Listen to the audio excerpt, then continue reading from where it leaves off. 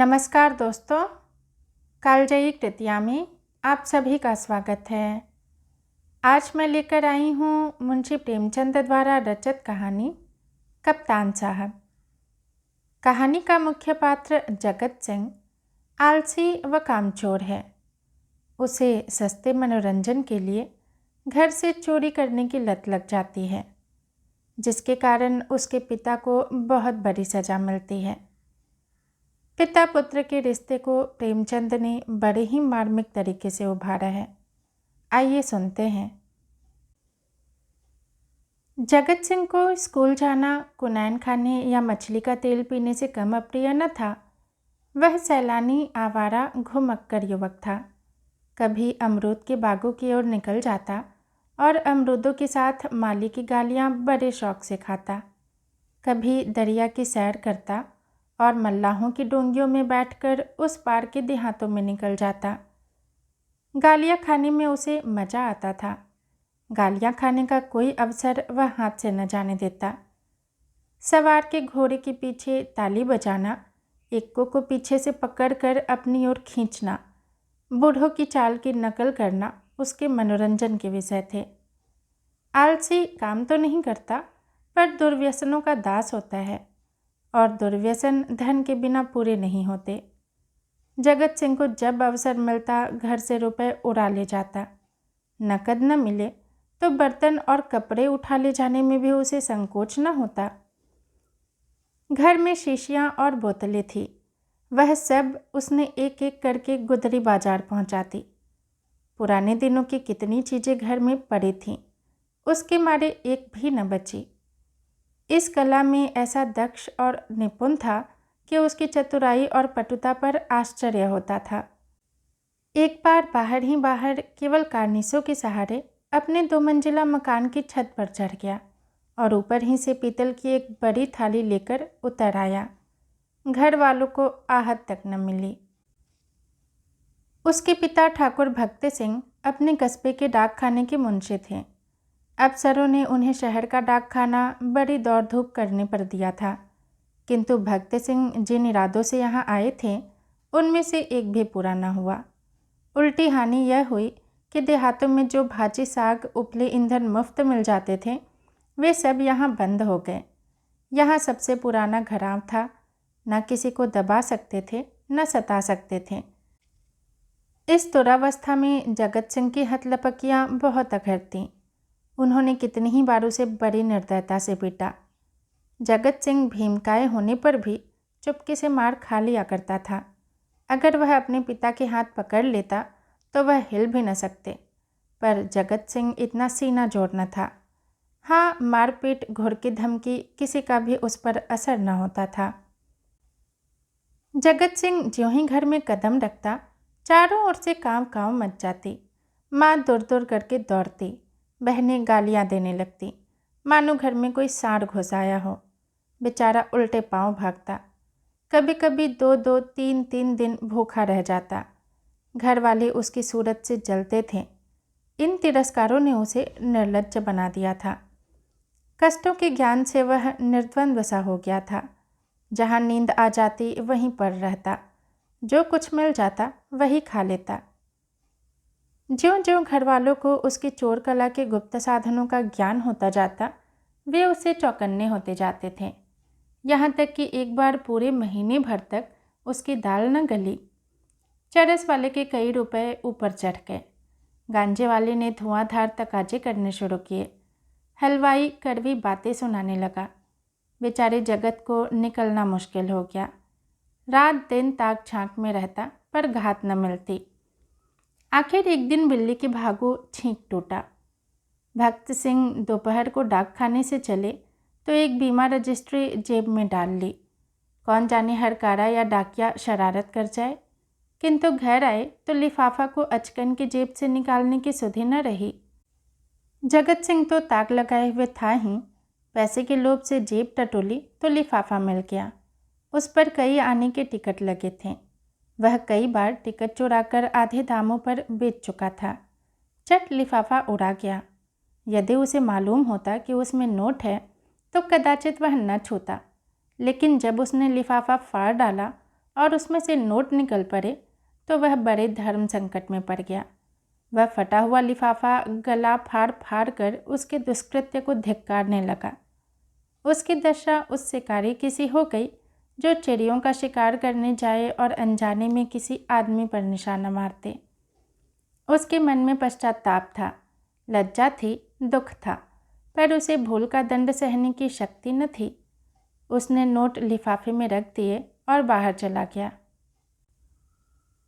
गर्मी के दिन थे। दोपहर को सारा घर सो रहा था, पर जगत की आंखों में नींद न थी। आज उसकी बुरी तरह कुंदी होगी, इसमें संदेह न था। उसका घर पर रहना ठीक नहीं। 10-5 दिन के लिए उसे कहीं खिसक जाना चाहिए, तब तक लोगों का क्रोध शांत हो जाता। लेकिन कहीं दूर गए बिना काम न चलेगा। बस्ती में वह कई दिन तक अज्ञातवास नहीं कर सकेगा। कोई न कोई जरूर ही उसका पता देगा और वह पकड़ा जाएगा। दूर जाने के लिए कुछ न कुछ खर्च तो पास होना ही चाहिए। क्यों न वह लिफाफे में से एक नोट निकाल ले। यह तो मालूम ही हो जाएगा कि उसी ने लिफाफा फाड़ा है। फिर एक नोट निकाल लेने में क्या हानि है। दादा के पास रुपए तो हैं ही, झक मार कर दे देंगे। यह सोचकर उसने 10 रुपए का नोट उड़ा लिया, मगर उसी वक्त उसके मन में एक नई कल्पना का प्रादुर्भाव हुआ। अगर ये सब रुपए लेकर किसी दूसरे शहर में कोई दुकान खोल ले तो बड़ा मज़ा हो। फिर एक एक पैसे के लिए उसे क्यों किसी की चोरी करनी पड़े। कुछ दिनों में वह बहुत सा रुपया जमा करके घर आएगा तो लोग कितने चकित हो जाएंगे। उसने लिफाफे को फिर निकाला। उसमें कुल 200 रुपये के नोट थे। 200 में दूध की दुकान खूब चल सकती है। आखिर मुरारी की दुकान में 2-4 कढ़ाव और 2-4 पीतल के थालों के सिवा और क्या है। लेकिन कितने ठाट से रहता है, रुपयों की चरस उड़ा देता है। एक एक दांव पर 10-10 रुपये रख देता है। नफ़ा न होता तो वह ठाट कहाँ से निभाता। इस आनंद कल्पना में वह इतना मग्न हुआ कि उसका मन उसके काबू से बाहर हो गया, जैसे प्रवाह में किसी के पांव उखड़ जाएं और वह लहरों में बह जाए। उसी दिन शाम को वह बम्बई चल दिया। दूसरे ही दिन मुंशी भक्त सिंह पर गबन का मुकदमा दायर हो गया। बम्बई के किले के मैदान में बैंड बज रहा था और राजपूत रेजिमेंट के सजीले सुंदर जवान कवायद कर रहे थे। जिस प्रकार हवा बादलों को नए नए रूप में बनाती और बिगाड़ती है, उसी भांति सेना का नायक सैनिकों को नए नए रूप में बना बिगाड़ रहा था। जब कवायद खत्म हो गई तो एक छरहरे डील का युवक नायक के सामने आकर खड़ा हो गया। नायक ने पूछा, क्या नाम है? सैनिक ने फौजी सलाम करके कहा, जगत सिंह। क्या चाहते हो? फौज में भर्ती कर लीजिए। मरने से तो नहीं डरते? बिल्कुल नहीं, राजपूत हूँ। बहुत कड़ी मेहनत करनी पड़ेगी, इसका भी डर नहीं। अदन जाना पड़ेगा, खुशी से जाऊँगा। कप्तान ने देखा बला का हाजिर जवाब मनचला हिम्मत का धनी जवान है, तुरंत फौज में भर्ती कर लिया। तीसरे दिन रेजिमेंट अदन को रवाना हुआ, मगर ज्यों जो जहाज आगे चलता था जगत का दिल पीछे रह जाता था। जब तक जमीन का किनारा नजर आता रहा, वह जहाज के डेक पर खड़ा अनुरक्त नेत्रों से उसे देखता रहा। जब वह भूमि तट जल में विलीन हो गया तो उसने एक ठंडी सांस ली और मुंह ढांप कर रोने लगा। आज जीवन में पहली बार उसे प्रियजनों की याद आई। वह छोटा सा अपना कस्बा, वह गांजे की दुकान, वह सैर सपाटे, वह सहृदय मित्रों का जमघट आंखों में फिरने लगे। कौन जाने फिर कभी उनसे भेंट होगी या नहीं। एक बार वह इतना बेचैन हुआ कि जी में आया पानी में कूद पड़े। जगत सिंह को अदन में रहते 3 महीने गुजर गए। भांति भांति की नवीनताओं ने कई दिनों तक उसे मुग्ध किए रखा, लेकिन पुराने संस्कार फिर जागृत होने लगे। अब कभी कभी उसे स्नेहमयी माता की याद आने लगी, जो पिता के क्रोध, बहनों के धिक्कार और स्वजनों के तिरस्कार में भी उसकी रक्षा करती थी। उसे वह दिन याद आया जब एक बार वह बीमार पड़ा था। उसके बचने की कोई आशा न थी, पर न तो पिता को उसकी कोई चिंता थी, न बहनों को। केवल माता थी जो रात की रात उसके सिरहाने बैठी अपनी मधुर स्नेहमयी बातों से उसकी पीड़ा शांत करती रहती थी। उन दिनों कितनी ही बार उसने उस देवी को नीरव रात्रि में रोते देखा था। वह स्वयं रोगों से जीर्ण हो रही थी, लेकिन उसकी सेवा शुश्रूषा में वह अपनी व्यथा को ऐसी भूल गई थी मानो उसे कोई कष्ट ही नहीं। क्या उसे माता के दर्शन फिर होंगे? वह इसी क्षोभ और नैराश्य में समुद्र तट पर चला जाता और घंटों अनंत जल प्रवाह को देखा करता। कई दिनों से उसे घर पर एक पत्र भेजने की इच्छा हो रही थी, किंतु लज्जा और ग्लानि के कारण वह टालता जाता था। आखिर एक दिन उससे न रहा गया। उसने पत्र लिखा और अपने अपराधों के लिए क्षमा मांगी। अंत में उसने इन शब्दों में अपनी माता को आश्वासन दिया था, माता जी, मैंने बड़े बड़े उत्पात किए हैं। आप लोग मुझसे तंग आ गई थीं। मैं इन सारी भूलों के लिए सच्चे हृदय से लज्जित हूँ और आपको विश्वास दिलाता हूँ कि जीता रहा तो कुछ न कुछ करके दिखाऊंगा। तब कदाचित आपको मुझे अपना पुत्र कहने में संकोच न होगा। मुझे आशीर्वाद दीजिए कि अपनी प्रतिज्ञा का पालन कर सकूं। यह पत्र लिखकर उसने डाकखाने में छोड़ा और उसे दिन से उत्तर की प्रतीक्षा करने लगा, किंतु 1 महीना गुजर गया और कोई जवाब न आया। उसका जी घबराने लगा। जवाब क्यों नहीं आता? कहीं माताजी बीमार तो नहीं हैं? शायद दादा ने क्रोधवश जवाब न लिखा होगा। कोई और विपत्ति तो नहीं आ पड़ी। कैंप में एक वृक्ष के नीचे कुछ सिपाहियों ने शालिग्राम की एक मूर्ति रख छोड़ी थी। कुछ श्रद्धालु सैनिक रोज उस प्रतिमा पर जल चढ़ाया करते थे। जगत सिंह उनकी हंसी उड़ाया करता, पर आज वह विक्षिप्तों की भांति प्रतिमा के सम्मुख जाकर बड़ी देर तक मस्तक झुकाए बैठा रहा। वह इसी ध्यानावस्था में बैठा था कि किसी ने उसका नाम लेकर पुकारा। यह दफ्तर का चपरासी था और उसके नाम की चिट्ठी लेकर आया था। जगत सिंह ने पत्र हाथ में लिया तो उसकी सारी देह कांप उठी। ईश्वर की स्तुति करके उसने लिफाफा खोला और पत्र पढ़ा। लिखा था, तुम्हारे दादा को गबन के अभियोग में 5 वर्ष की सजा हो गई। तुम्हारी माता इस शोक में मरणासन्न है। छुट्टी मिले तो घर चले आओ। जगत सिंह ने उसे वक्त कप्तान के पास जाकर कहा, हुजूर, मेरी माँ बीमार है, मुझे छुट्टी दे दीजिए। कप्तान ने कठोर आंखों से देखकर कहा, अभी छुट्टी नहीं मिल सकती, तो मेरा इस्तीफ़ा ले लीजिए। अभी इस्तीफ़ा नहीं लिया जा सकता। मैं अब एक क्षण भी नहीं रह सकता। रहना पड़ेगा। तुम लोगों को बहुत जल्द काम पर जाना पड़ेगा। लड़ाई छिड़ गई। आह, अब मैं घर नहीं जाऊंगा। हम लोग कब तक यहाँ से जाएंगे? बहुत जल्द, 2 ही 4 दिनों में। 4 वर्ष बीत गए। कैप्टन जगत सिंह का सा योद्धा उस रेजिमेंट में नहीं है। कठिन अवस्थाओं में उसका साहस और भी उत्तेजित हो जाता है। जिस मुहिम में सबकी हिम्मतें जवाब दे जाती हैं, उसे सर करना उसी का काम है। हल्ले और धावे में वह सदैव सबसे आगे रहता है। उसकी त्योरियों पर कभी मैल नहीं आता। इसके साथ ही वह इतना विनम्र, इतना गंभीर, इतना प्रसन्नचित्त है कि सारे अफसर और मातहत उसकी बड़ाई करते हैं। उसका पुनर्जीवन सा हो गया है। उस पर अफसरों का इतना विश्वास है कि अब वे प्रत्येक विषय में उससे परामर्श करते हैं। जिससे पूछे वही वीर जगत सिंह की विरुद्धावली सुना देगा।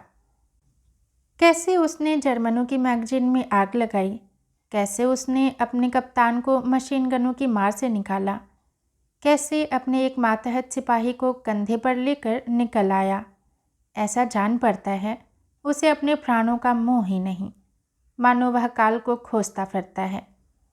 लेकिन नित्य रात्रि के समय जब जगत सिंह को अवकाश मिलता है, वह अपनी छोलदारी में अकेले बैठकर घर वालों की याद कर लिया करता है। 2-4 आंसू की बूंदें अवश्य गिरा देता है।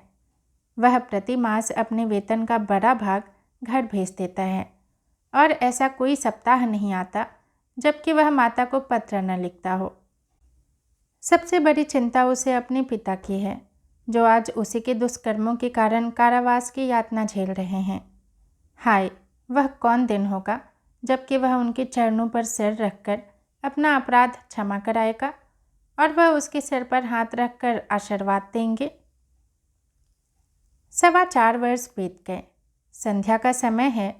नैनी जेल के द्वार पर भीड़ लगी हुई है। कितने ही कैदियों की मियाद पूरी हो गई है। उन्हें लिवा जाने के लिए उनके घरवाले आए हुए हैं, किंतु बूढ़ा भक्त सिंह अपनी अंधेरी कोठरी में सिर झुकाए उदास बैठा हुआ है। उसकी कमर झुककर कमान हो गई है। देह अस्थि पंजर मात्र रह गई है। ऐसा जान पड़ता है किसी चतुर शिल्पी ने एक अकाल पीड़ित मनुष्य की मूर्ति बनाकर रख दी है।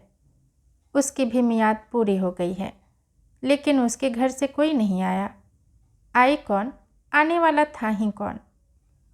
एक बूढ़े किंतु हृष्ट पुष्ट कैदी ने आकर उसका कंधा हिलाया और बोला, कहो भगत, कोई घर से आया? भक्त सिंह ने कंपित कंठस्वर से कहा, घर पर हैं ही कौन? घर तो चलोगे ही। मेरे घर कहाँ है? तो क्या यहीं पड़े रहोगे? अगर ये लोग आज निकाल न देंगे तो यहीं पड़ा रहूँगा।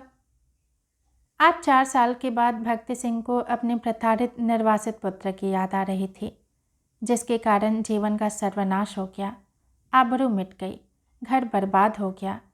उसकी स्मृति भी उन्हें असह्य थी, किंतु आज नैराश्य और दुख के अथाह सागर में डूबते हुए उन्होंने उसी तिनके का सहारा लिया। न जाने उस बेचारे की क्या दशा है। लाख बुरा है तो भी अपना लड़का है, खानदान की निशानी तो है। मरूंगा तो 4 आंसू तो बहाएगा, 2 चिल्लू पानी तो देगा। हाय, मैंने उसके साथ कभी प्रेम का व्यवहार नहीं किया। जरा भी शरारत करता तो यमदूत की भांति उसकी गर्दन पर सवार हो जाता। कई बार रसोई में बिना पैर धोए चले जाने के दंड में मैंने उसे उल्टा लटका दिया था। कितनी बार केवल जोर से बोलने पर मैंने उसे तमाचे लगाए थे। पुत्र सा रत्न पाकर मैंने उसका आदर न किया, उसी का दंड है। जहाँ प्रेम का बंधन शिथिल हो, वहाँ परिवार की रक्षा कैसे हो सकती है? सवेरा हुआ, आशा का सूर्य निकला। आज उसकी रश्मियाँ कितनी कोमल और मधुर थीं। वायु कितनी सुखद, आकाश कितना मनोहर, वृक्ष कितने हरे भरे, पक्षियों का कलरव कितना मीठा। सारी प्रकृति आशा के रंग में रंगी हुई थी, पर भक्त सिंह के लिए चारों ओर घोर अंधेरा था। जेल का अफसर आया। कैदी एक पंक्ति में खड़े हुए। अफसर एक एक का नाम लेकर रिहाई का परवाना देने लगे। कैदियों के चेहरे आशा से प्रफुल्लित थे। जिसका नाम आता वह खुश हो होकर अफसर के पास जाता, परवाना लेता, झुककर सलाम करता और तब अपने विपत्ति काल के संगियों से गले मिलकर बाहर निकल आता। उसके घर वाले दौड़कर उससे लिपट जाते। कोई पैसे लुटा रहा था, कहीं मिठाइयाँ बांटी जा रही थी, कहीं जेल के कर्मचारियों को इनाम दिया जा रहा था। आज नरक के पुतले विनम्रता के देवता बने हुए थे। अंत में भक्त सिंह का नाम आया। वह सिर झुकाए आहिस्ता आहिस्ता जेलर के पास गए और उदासीन भाव से परवाना लेकर जेल के द्वार की ओर चले, मानो सामने कोई समुद्र लहरें मार रहा है। द्वार से बाहर निकलकर वह जमीन पर बैठ गए। कहाँ जाएं? सहसा उन्होंने एक सैनिक अफसर को घोड़े पर सवार जेल की ओर आते देखा। उसकी देह पर खाकी वर्दी थी, सिर पर कारचोबी साफा, अजीब शान से घोड़े पर बैठा हुआ था। उसके पीछे पीछे एक फिटन आ रही थी। जेल के सिपाहियों ने अफसर को देखते ही बंदूकें संभाली और लाइन में खड़े होकर सलाम किया। भक्त सिंह ने मन में कहा, एक भाग्यवान वह है जिसके लिए फिटन आ रही है और एक अभागा मैं हूँ जिसका कहीं ठिकाना नहीं। फौजी अफसर ने इधर उधर देखा और घोड़े से उतरकर सीधे भक्त सिंह के सामने आकर खड़ा हो गया। भक्त सिंह ने उसे ध्यान से देखा और तब चौंक कर उठ खड़े हुए और बोले, अरे बेटा जगत सिंह। जगत सिंह रोता हुआ उनके पैरों पर गिर पड़ा। दोस्तों, कहानी यहीं समाप्त होती है। यदि पसंद आई हो तो लाइक करें और चैनल को सब्सक्राइब भी ज़रूर करें। धन्यवाद।